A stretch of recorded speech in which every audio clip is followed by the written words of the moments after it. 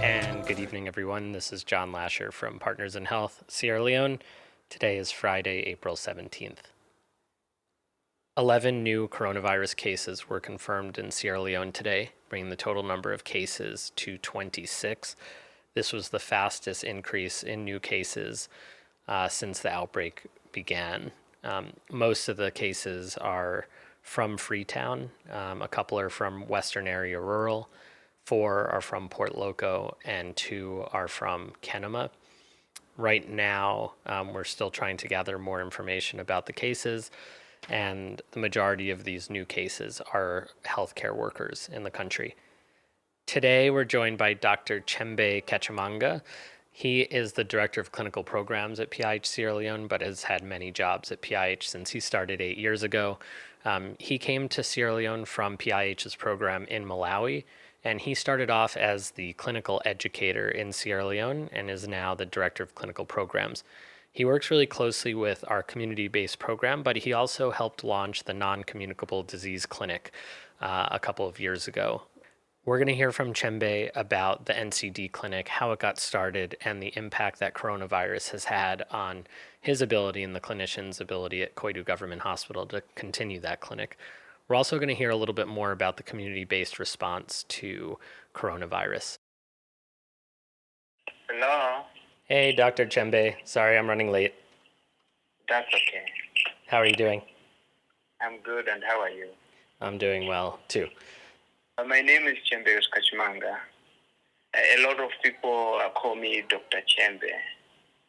I've been working for PIH close to 8 years now.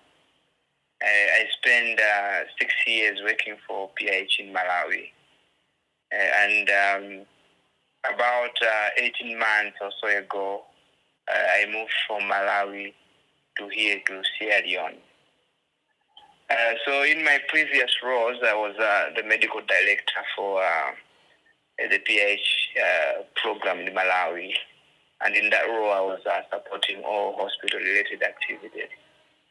And here in Sierra Leone, I now work as the Director of Clinical Programs.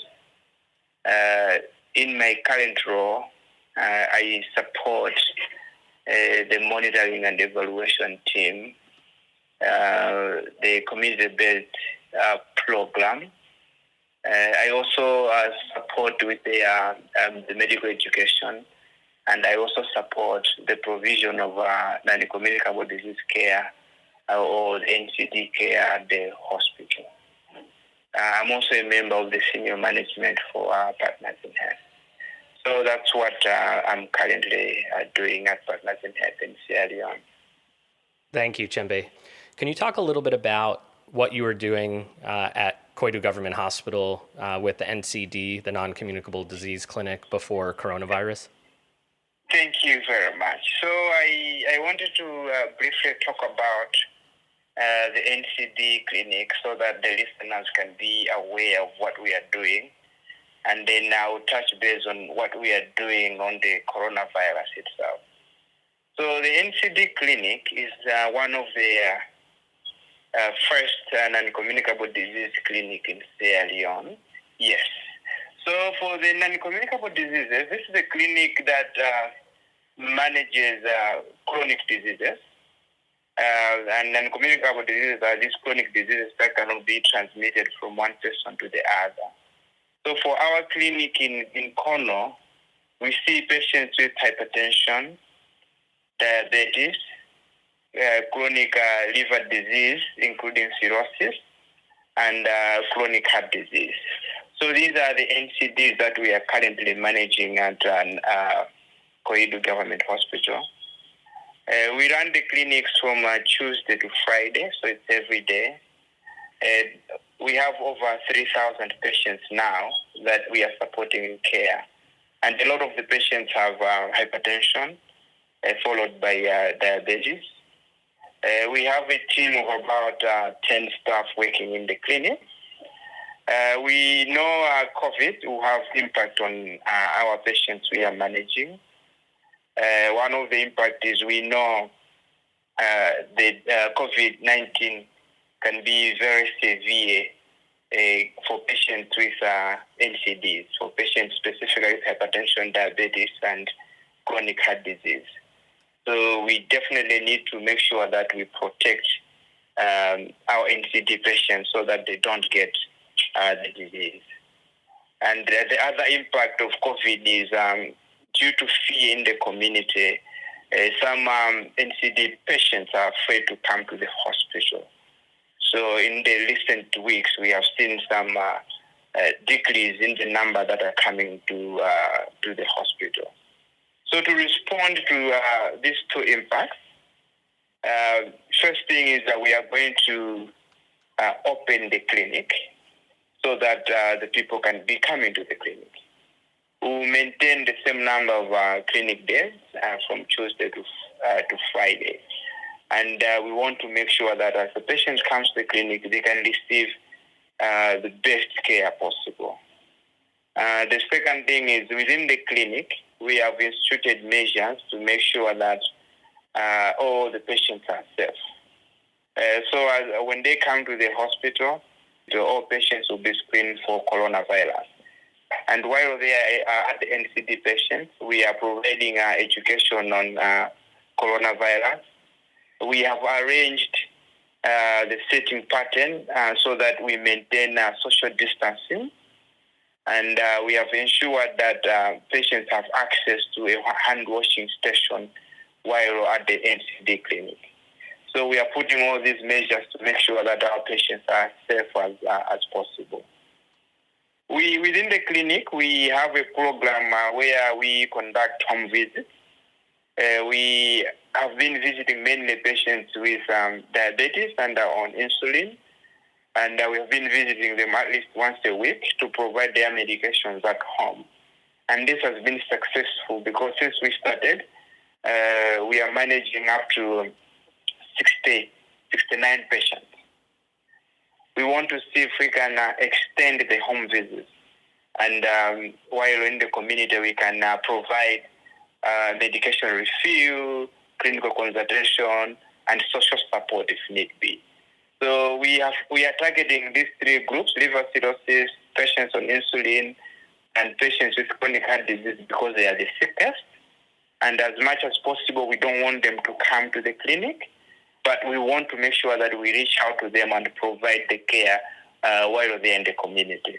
The rest of the NCD patients will still manage them at the hospital. Thanks, Dr. Chembe. Do you feel that the numbers have dropped off in terms of patients who are coming into the hospital?